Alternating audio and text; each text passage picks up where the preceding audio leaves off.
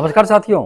आज हम बताते हैं आपको कि राहु ग्रह जो है कलयुग में यदि आप गोचर में उसकी स्थिति कहाँ है और वो किस राशि के अंदर भ्रमण कर रहा है, तो आप कुंडली का विश्लेषण यदि अपने आप कर रहे हैं तो आप देखेंगे कि राहु जिस राशि में भी बैठा हुआ है, मान लीजिए अभी गोचर में मीन राशि में राहु विराजमान है, तो यहाँ पर यदि आपकी मेष राशि है तो आपके 12वें भाव में यहाँ पर राहु विराजमान हो गए हैं। लेकिन इनकी जो दृष्टि बताई गई है कि राहु जो है 5वीं 7वीं और 9वीं दृष्टि से अपने इन घरों को देखता है और उनको डैमेज करता है। लेकिन कई कुंडलियों का बहुत ही विस्तृत अध्ययन करने के पश्चात और कई कुंडलियों में मैंने देखा है कि आपको एक अद्भुत चीज बता रहा हूं आज, इसे भी आप प्रयोग कीजिएगा और देखिएगा कि आपको पता लग जाएगा कि किस प्रकार से इस कलयुग की कुंडली का जो चार्ट है उसके अंदर राहु का ही प्रभाव मात्र आपकी कुंडली पर पड़ रहा है और अन्य ग्रहों के प्रभाव को वो जहां पर आग लगाकर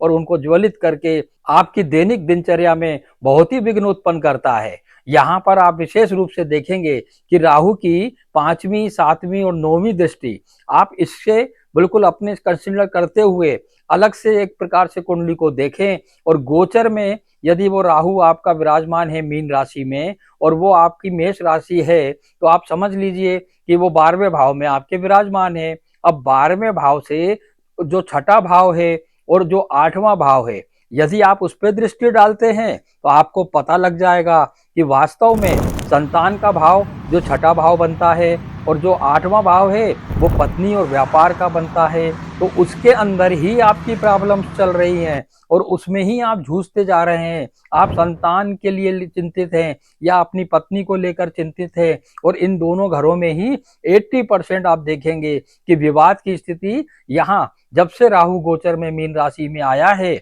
मेष राशि वालों का, तो इन दोनों घरों में ही प्रॉब्लम्स जा रही हैं। इसके अलावा जिस ग्रह की महादशा चल रही है उसको भी देख लीजिएगा, कहीं वो नीच का तो नहीं है, कहीं वो अष्टम में तो नहीं है, क्योंकि वो भी बहुत प्रॉब्लम्स देता है। और उसी प्रकार से नेचर को क्रिएट करते हुए आप किसी की कुंडली यदि देख रहे हैं, बताना है उसके भविष्य के बारे में या वर्तमान की प्रॉब्लम को आपको उसको शेयर करना है, तो आप निश्चित रूप से राहु से छठे और 8वें इसकी दृष्टि को देखकर जिस भाव पे वो दृष्टि पड़ रही है आप बता देंगे कि आप किस समस्या से यहाँ आए हैं और वर्तमान में आपकी क्या समस्या है। लगभग 90% रिजल्ट इसी बात को लेकर आज आ रहे हैं। इससे और अधिक अच्छी जानकारी प्राप्त करने के लिए मेरा मोबाइल नंबर नीचे डिस्प्ले हो रहा है तथा मेरी वेबसाइट पर जाकर आप एक कंसल्टेशन कॉल बुक कर सकते हैं तथा आदर्श भाग एस्ट्रोलॉजी को अधिक से अधिक लाइक कर सब्सक्राइब करें। धन्यवाद साथियों। जय श्री सीताराम।